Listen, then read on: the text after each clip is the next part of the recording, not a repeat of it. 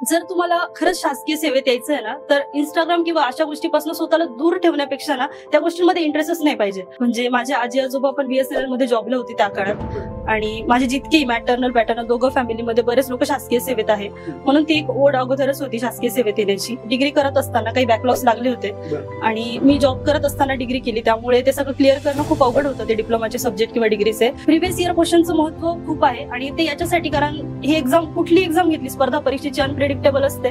आपण प्रिव्हियस इयरच्या क्वेश्चनचा अभ्यास करून आपला एक्झाम कसा असेल हे थोडंफार प्रेडिक्ट करण्याचा प्रयत्न करू शकतो. खरं अभ्यास करण्याची पद्धत अशी आहे की तो प्रश्न वाचल्यानंतर आतापर्यंत किती असे पॅरामीटर्स आहेत इलेक्ट्रिकल मध्ये आणि त्यांची युनिट्स काय हा त्या एका क्वेश्चनवरनं अभ्यासाची पद्धत असू शकते असं मला वाटतं. बऱ्याच स्पर्धा परीक्षा असतात. तर आपण असं म्हणतो की इंजिनियरला आज जॉब नाहीये, पण शासकीय सेवेत पण तेवढे जॉब अवेलेबल आहे. पण आपण प्रयत्नशील असलं पाहिजे. म्हणजे बऱ्याच वेळा असंही होतं जर 50 मार्क टेक्निकलचा पेपर आहे तर त्याच्यापैकी 20-25 क्वेश्चन हे पॉवर सिस्टीम मशीन मध्येच येतात.